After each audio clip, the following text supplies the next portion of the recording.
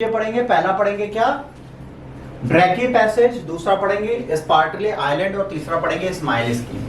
ये तीन चीजें हैं क्या, इसको न्यूज में क्यों डाला गया, इसका क्या पर्पस है, इन चीजों को हमें पढ़ना पड़ेगा और समझना पड़ेगा। जो कहेगा हम नहीं पढ़ेंगे उसको भी पढ़ना पड़ेगा क्योंकि एग्जाम में पूछा जा सकत बा। आइए पहला पढ़ते हैं, ड्रैकी पैसेज, रीसेंट अर्थक्वेक और सुनामी अलर्ट आया यहाँ पर। अब ये पैसेज क्यों जरूरी है, इसको समझने की जरूरत है क्योंकि अमेरिका के पास यहाँ पे मैग्नीट्यूड जो अर्थक्वेक का है 7.5 है। 8 पता है रेक्टर स्केल जो है उसके 9 के ऊपर मैग्नीट्यूड नहीं है उसमें। मतलब अगर अर्थक्वेक 9 मैग्नीट्यूड का आ गया तो धरती पर मल्टीपल प्लेस पे सुनामी आ जाएगी, और 10 मैग्नीट्यूड का मतलब धरती खत्म। आज भी कहा जाता है अगर 10 मैग्नीट्यूड से ऊपर का अर्थक्वेक धरती पे आता है तो धरती दो भाग में बढ़ जाएगी। आधी धरती इधर घूमेगी, आधी धरती उधर घूमेगी, चंदा कहेगा किसको पीछा करें। ठीक, तो ये प्रॉब्लम है। अच्छा, आज भी एक भ्रम चलता है अर्थ इज फ्लैट। अच्छा, वो भ्रम गलत नहीं है, पूछो क्यों गलत नहीं। धरती के ऊपर तो एटमॉस्फेयर ऐसे चल रहा है ना, धरती तो यूं ही है ना फ्लैट, या धरती ऐसे से घूम रही है ना कंफ्यूजन।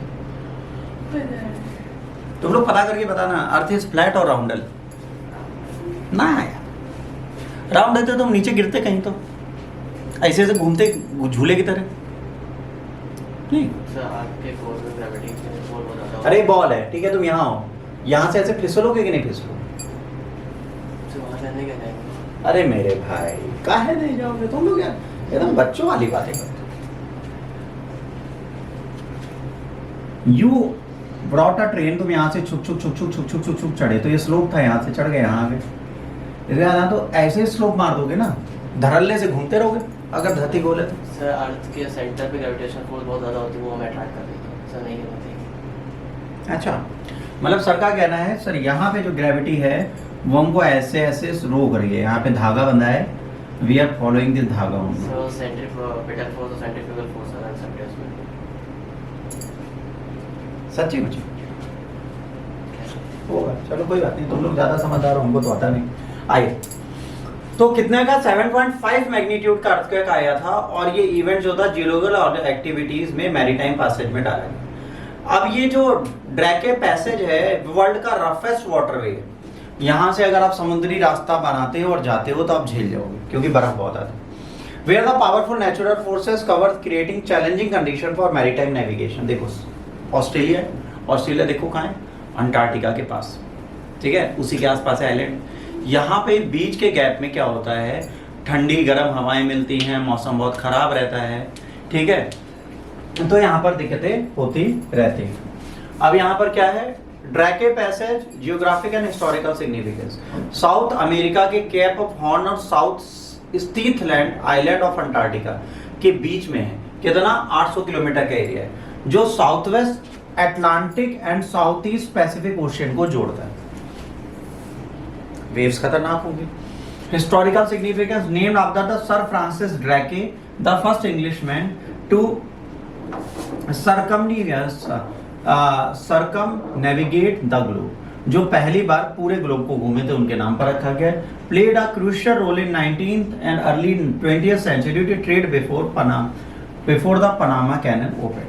अगर पनामा कैनल ओपन ना होती तो इन्हीं के मैप के थ्रू लोग ट्रेड करते थे। Climate characteristics, defines the zone of climatic tension between sub polar, है ना, Tierra del Fuego and the frigid Antarctica, dominated by intense westerly wind especially around Cape Horn. Cape Horn के आसपास क्या होता है, बहुत खतरनाक हवाएं चलती मिलती। Drake Passage and oceanographic features, Drake Passage is notorious for its dangerous condition created by unique combination of oceanographic features. Cold sea water from the south collides with the warm sea water. बोला था ना ठंडी गर्म धारा मिलती, तो वहां क्या आएगा, चक्रवात बनेंगे। These cooling masses for the powerful eddies, मतलब बड़े बड़े चक्रवात, strong winds and frequent storm यहाँ पर आते हैं जो इसको रहने योग्य या समुद्र से नेविगेट करने योग्य नहीं बनाते, लोग यहाँ डरा जाते हैं। It is the narrowest stretch in the southeastern या southern ocean. Southern ocean में सबसे पतला सकरा प्रभाव है। इसके बाद Spratly island, recent development and current affairs. US think tank recently reported Vietnam has significantly expanded its island building work in the areas its claim is Spratly Island chain of the disputed South China Sea.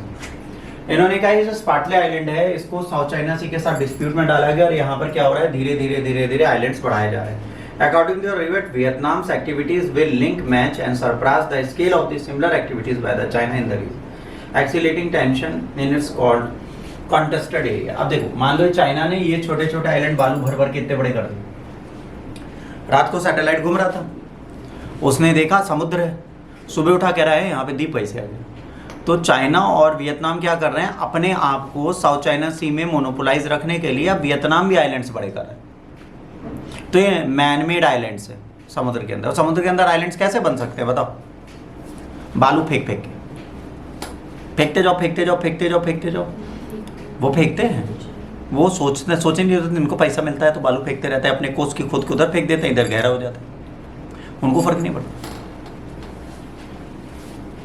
तो यहाँ पर क्या होगा, dispute. स्पार्टले island जो है large group of reef, shoal and atolls and small islands of the South China Sea locate करता है Malaysia midway between Vietnam and Philippine. Spread करता है 1,58,000 square kilometer. Many are submerged, only 12 main naturally occurring islands हैं. यहाँ पर सिर्फ 12 हैं जो नेचुरली बने हैं, बाकी सब सबमर्ज को दोबारा बालू डाल के हम ऊपर उठा रहे हैं. Features, largest islands of the Itu Aba 90 acres का है. इसके बाद स्पार्टले आइलैंड्स, स्टॉर्म आइलैंड है 900 बाई 15 फीट ऊपर है. ट्रॉपिकल क्लाइमेट है, वाइल्ड लिमिटेड है, टर्टल और सीवर्ड ही है और यहाँ पर ह्यूमंस नहीं रहते. ये परमानेंट ह्यूमंस के रहने लायक नहीं है, तब भी लोग रह रहे हैं. अब देखिए स्पार्टले आइलैंड्स की टेंशन की वजह, एक साइड ताइवान आता है, एक साइड चाइना आता है, एक साइड फिलीपींस आता है. ये वाला एरिया चाइना ताइवान के साथ मिलता है, ये वाला ताइवान फिलीपींस के साथ. ये स्पार्टले आइलैंड्स जो चाइना और फिलीपींस के बीच. अब इस पे डिस्प्यूट किसके का है, China, Taiwan, Vietnam, Malaysia, Philippines, सब कह रहे हैं हमारे. एक नन्ही सी जान के इतने क्लेमर्स हैं कि वो नन्ही सी जान और बड़ी होती जा रही है. और बाद में यूएस आता है, इंडिया आता है और जापान आता है. वो कहता है कि भाई साहब ये इंटरनेशनल वाटर में आता है, ये किसी का नहीं. तो चाइना कहता है मैं तो लेके रहूंगा. रीजन, फायदा क्या होगा चाइना को लेने से? चाइना लेगा तो उसे ट्रेड बेनिफिट होगा क्योंकि बिजिएस्ट रूट पे है. यहाँ से उसको बहुत सारा क्या मिल जाएगा, लगान. बिना क्रिकेट खेले आमिर खान वाला.